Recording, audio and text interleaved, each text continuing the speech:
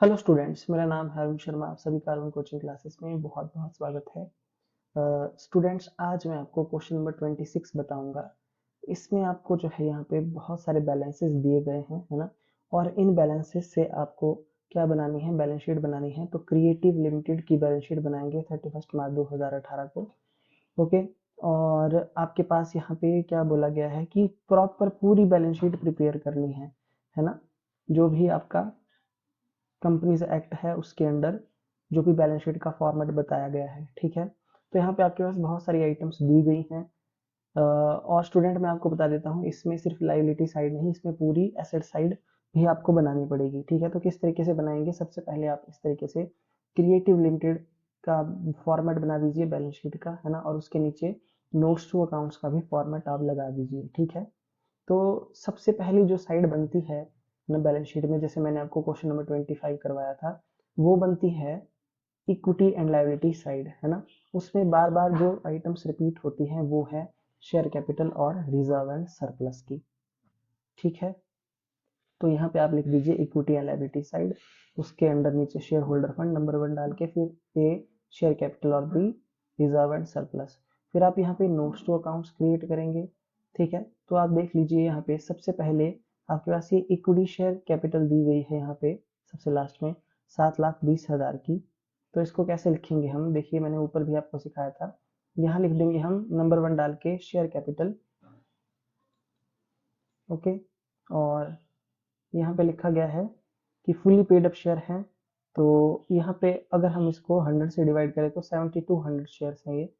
तो यहाँ पे लिखेंगे 7200 इक्विटी शेयर ऑफ ₹100 ईच, है ना। तो यहाँ पे हम लिख देंगे 7,20,000, ओके। और इसको 2 लाइनें लगा के यहाँ पे कर देंगे क्लोज। उसके बाद यहाँ पे हमने नेक्स्ट हेड बनाया था पिछले क्वेश्चन में भी, रिजर्व एंड सरप्लस का। तो यहाँ भी हम लिखेंगे नोट नंबर 2 डाल के रिजर्व एंड सरप्लस। तो आप देख सकते हैं यहाँ पर, देखिए रिजर्व एंड सरप्लस में कौन कौन सा अमाउंट यहाँ पर हम लिखेंगे। देखिए रिजर्व एंड सरप्लस आपके पास ऑलरेडी यहाँ पे दिया गया है 5,94,000, है ना। मतलब ये हेड ही आपके पास यहाँ पे डायरेक्ट दे दिया गया है रिजर्व एंड सरप्लस का, ठीक है। तो स्टूडेंट इसको यहाँ पे अब लिखने की आपको जरूरत नहीं पड़ेगी, है ना, ठीक है। तो रिजर्व एंड सरप्लस मैंने देखा नहीं, वहां पे डायरेक्ट आपके पास हेड दिया गया है, ठीक है। तो पहले में तो आप नोट नंबर 1 डाल के यहाँ पे लिख देंगे 7,20,000, ठीक है। रिजर्व एंड सरप्लस में आप यहाँ पे लिखेंगे जो अमाउंट डायरेक्ट वहां पे 5,94,000। मतलब आपके पास कोई ऐसा सिक्योरिटी स्ट्रीम रिजर्व ऐसा कुछ नहीं दिया गया है, डायरेक्ट आपके पास रिजर्व एंड सरप्लस लिखा गया है, ठीक है। उसके बाद हमने यहाँ पे नेक्स्ट बनाया था नॉन करंट लाइबिलिटी का। देखिए नॉन करंट लाइबिलिटी यहाँ पे आपके पास क्या है, नॉन करंट लाइबिलिटी हमारे पास यहाँ पे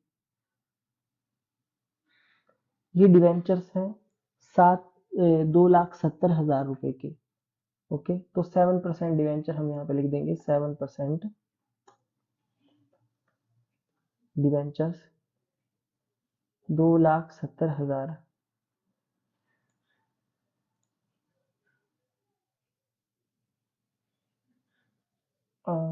सॉरी, ये तो मैंने बैलेंस शीट में यहाँ पे नहीं, इसको नोट्स टू अकाउंट्स में लिखा जाएगा।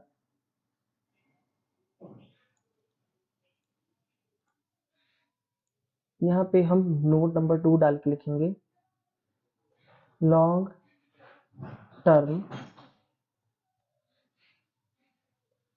बोरोइंग्स। लॉन्ग टर्म बोरोइंग्स में हम यहाँ पे लिखेंगे 7% डिवेंचर 2,70,000 नोट्स टू अकाउंट्स में। और बैलेंस शीट में जहां हमने नॉन करंट लाइबिलिटी लिखा है वहां पे हम लिखेंगे लॉन्ग टर्म बोरोइंग्स, ठीक है। और यहाँ पे नोट नंबर 2 हम डालेंगे और यहाँ पे अमाउंट लिखेंगे जो अमाउंट था 2,70,000, ठीक है, इस तरीके से, ओके। तो नोट्स टू अकाउंट्स में लॉन्ग टर्म बोरोइंग्स में 7% डिवेंचर यहाँ पे आएगा, है ना। और यहाँ पे जो है नॉन करंट लाइबिलिटी में सब हेड इसका लॉन्ग टर्म बोरोइंग्स 2,70,000। तो ये चीज मैं आपको पहले भी बता चुका हूँ, ठीक है। उसके बाद जो है नेक्स्ट जो है हमारे पास करंट लायबिलिटी हम लिखते हैं, तो यहाँ भी हम लिख देंगे करंट लायबिलिटी, है ना। तो देखिए करंट लायबिलिटी अब आपकी यहाँ पे कौन है, देखिए करंट लायबिलिटी जो है, करंट लायबिलिटी डायरेक्ट दे दी गई है 5,92,000, ओके 5,92,000 है, एक तो ये दिया गया। उसके बाद आपका शॉर्ट टर्म लोन है ये, और आपके पास यहाँ पर एक तो प्रोविजन दिया गया है, ठीक है। तो देखिए स्टूडेंट ये सारी चीजें अब कहाँ आएंगी और किस तरीके से लिखेंगे।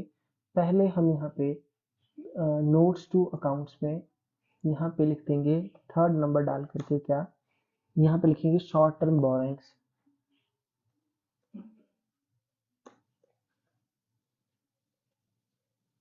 तो शॉर्ट टर्म बोरोइंग्स में क्या आता है, शॉर्ट टर्म बोरोइंग्स में आता है short term bank loan. Short term bank loan यहाँ पे आता है 90,000 है ये, ओके। शॉर्ट टर्म यहाँ पे 90,000 हम लिखेंगे, और उसके बाद फोर्थ नंबर हम डाल देंगे। यहाँ पे आप देख सकते हैं कि आपके पास प्रोविजन दिया गया है ना। तो यहाँ पे हम लिख देंगे short term provision.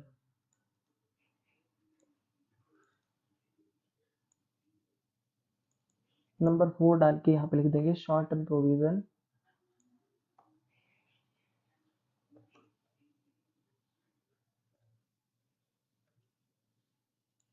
Short term provisions में हम लिखेंगे प्रोविजन फॉर टैक्सेशन।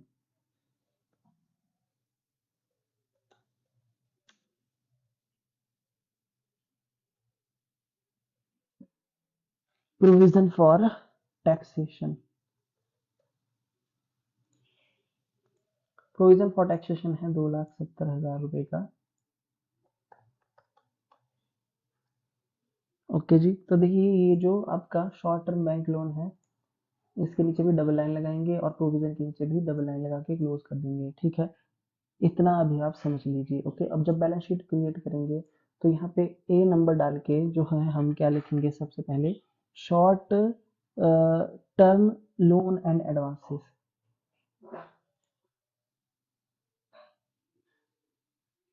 या शॉर्ट टर्म बोरोइंग्स भी हम यहाँ पे लिख सकते हैं,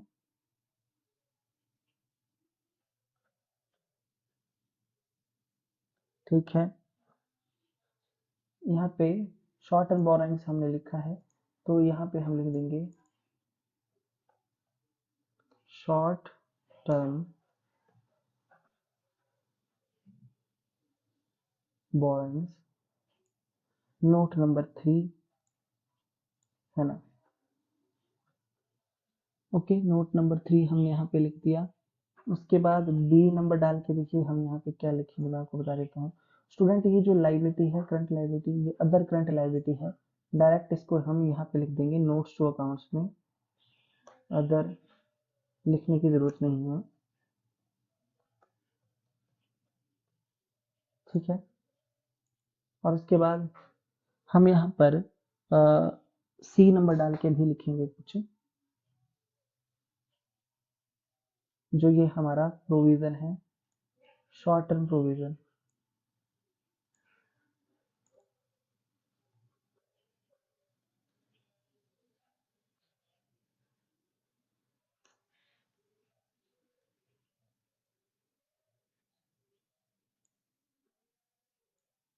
ठीक है। इसको हम फोर्थ नंबर यहाँ पे लिख देंगे, इस तरीके से ये बनाएंगे।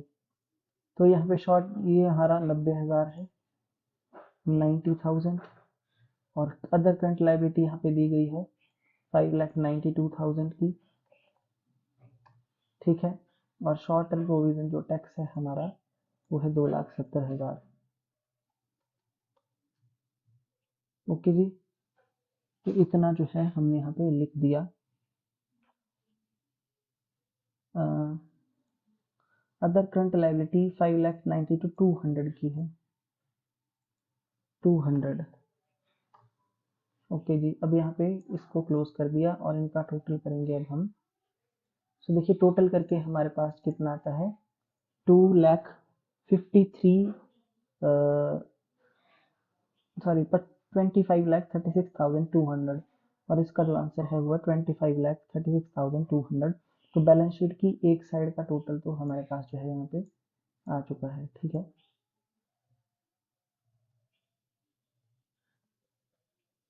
ओके जी, तो इसको मैंने यहाँ पे हाईलाइट कर दिया।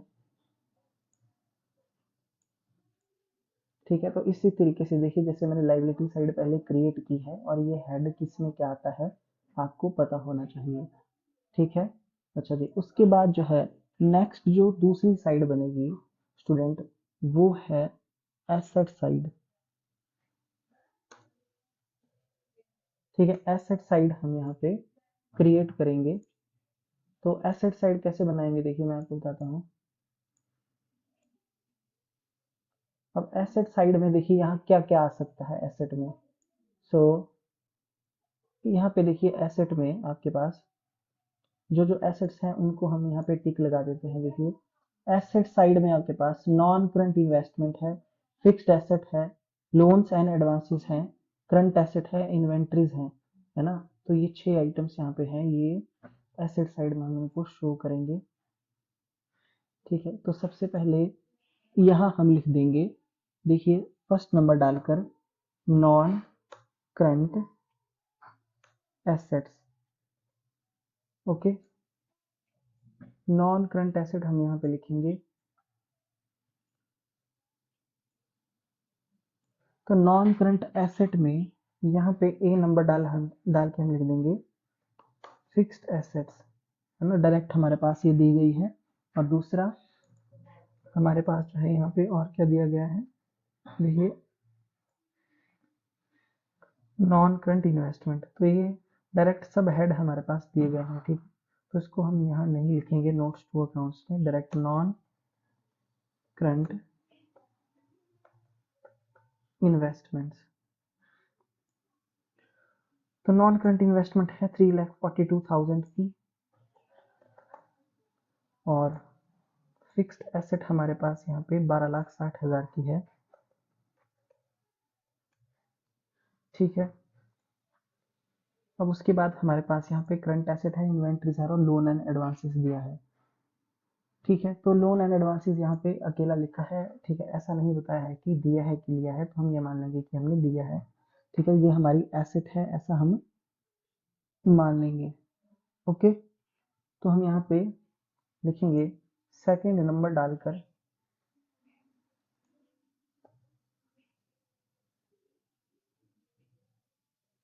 Current assets.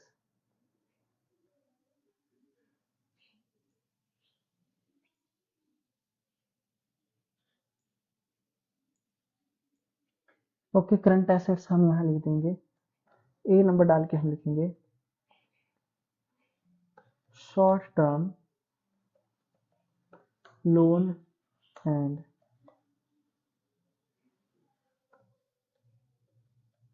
एडवांसेस। ठीक है, short term loan and advances, ये लोन एंड एडवांसेस यहाँ आपके पास दिया है 18,000 का, तो इसको डायरेक्ट हम यहाँ पे लिख देंगे 18,000, है ना, ये शॉर्ट टर्म है।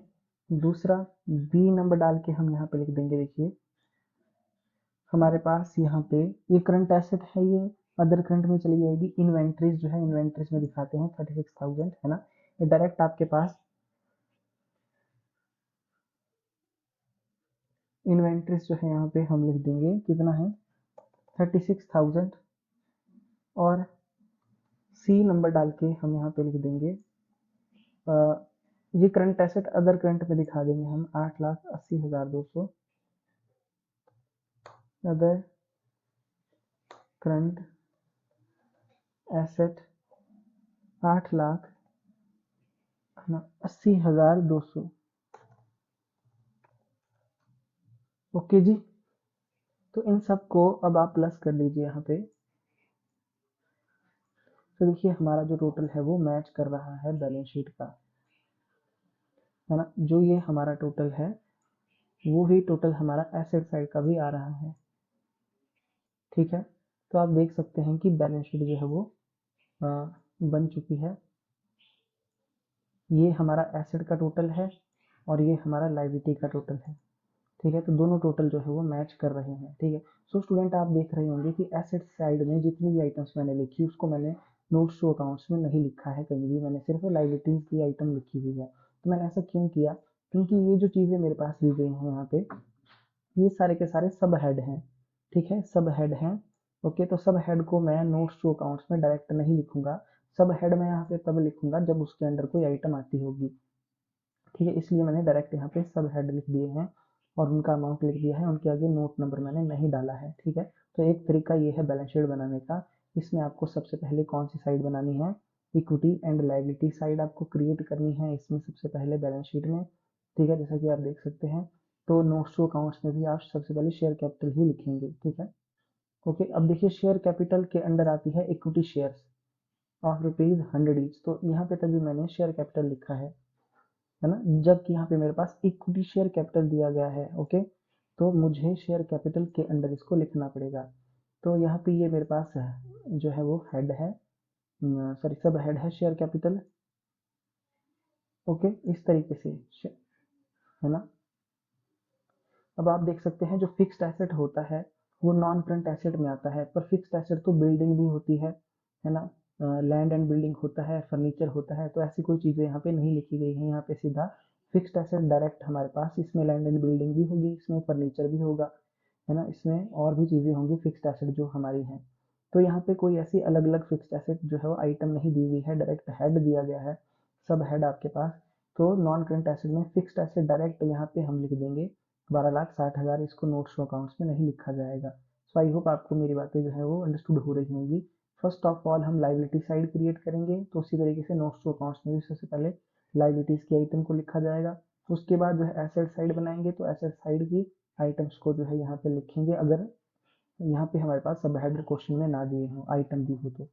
सो ये क्वेश्चन नंबर आपका हो जाता है कंप्लीट 26, है ना। उसके बाद यहाँ पे क्या बोला गया है, देखिए एक बात कि a law suit is pending against the company for a claim of ₹15,000। तो ये हमारी कॉन्टीजेंट लाइबिलिटी है कि कंपनी के अगेंस्ट एक केस किया गया है ना। A law suit is pending against the company for a claim 15,000। तो ये जो है अभी इसका फैसला आया नहीं है, तो ये हमारी कौन सी है, ये हमारी जो कॉन्टीजेंट लाइबिलिटी है। और इसको मैंने बताया था नोट्स टू अकाउंट्स में, या नोट्स टू अकाउंट्स के नीचे आप शो कर सकते हैं। ठीक है, तो कैसे किया जाएगा शो, तो देखिए आपको ऐसे लिखना पड़ेगा,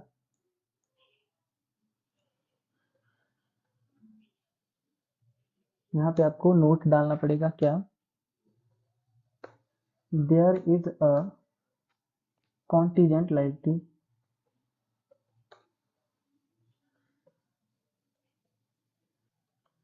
contingent liability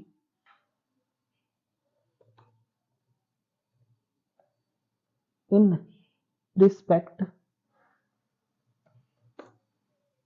in respect of a claim of ₹15,000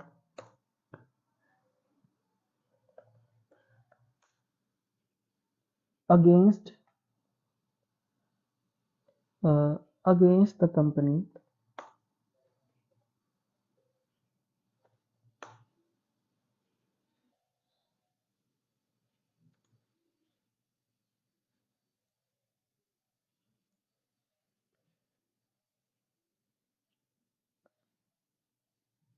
not shown in the balance sheet।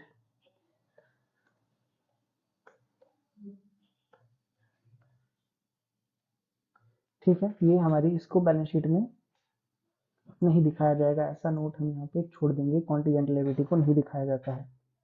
Okay, तो क्वेश्चन नंबर 26 कंप्लीट हो जाता है। कोई प्रॉब्लम होगी तो आप पूछ सकते हैं। Thank you so much.